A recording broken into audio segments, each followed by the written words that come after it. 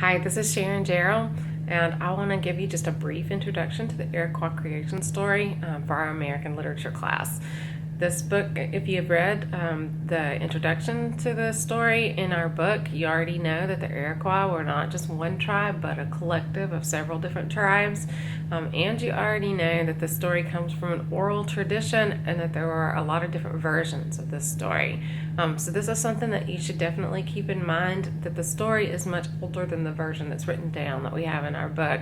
And that means that the version that is written down may not be exactly the same as the original story, but we don't necessarily have a record of what the original story was.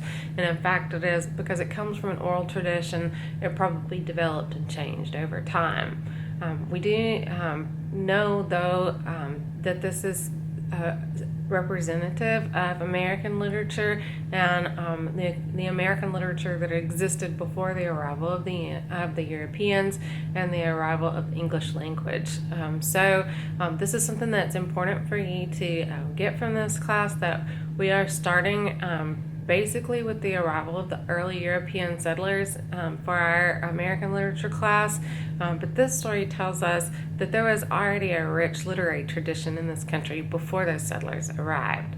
So we do want to make sure that we make note of that, and we want to make sure that we understand a few things about creation stories and how creation stories work. So this story probably seems very odd if you have not read any other creation stories than the one that you grew up with. A lot of us grow up, being told certain stories about how the world began, and basically every culture from every part of the world has its own unique creation story.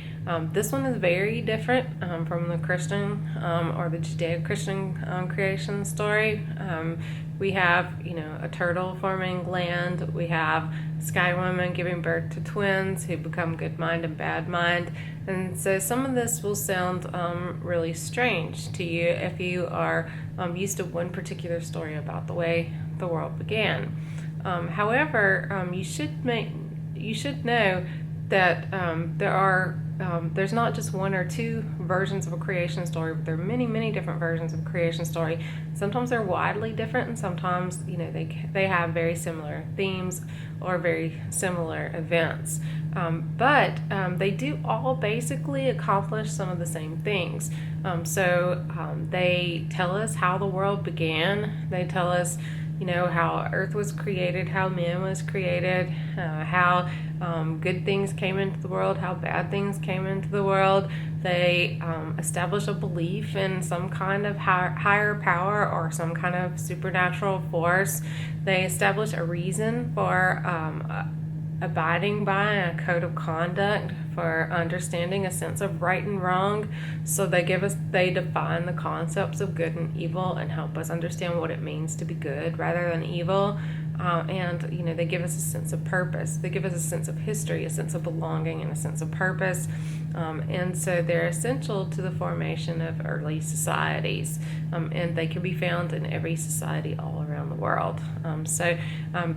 Make sure that you keep that in mind, and remember that if somebody else grew up hearing this version of a creation story and then suddenly they heard the Judeo-Christian creation story, it would sound really weird to them. But basically both of these stories, they deal with a lot of the same kinds of basic themes and ideas. So do keep that in mind. In this one, you will need to know some of the specifics about what happens, so pay attention to the specifics of the story, but also pay attention to concepts and think about how, even if it seems really, really different from what you're familiar with, where is it similar, and where can you get some of the same lessons from it. So that's what creation stories ultimately do, is teach lessons about how to be a decent human being, and what our role is on the earth. So look for things like that. Look for the moral lessons and moral guidelines, and look for things that give a sense of the past and of belonging and of history and of a shared human history.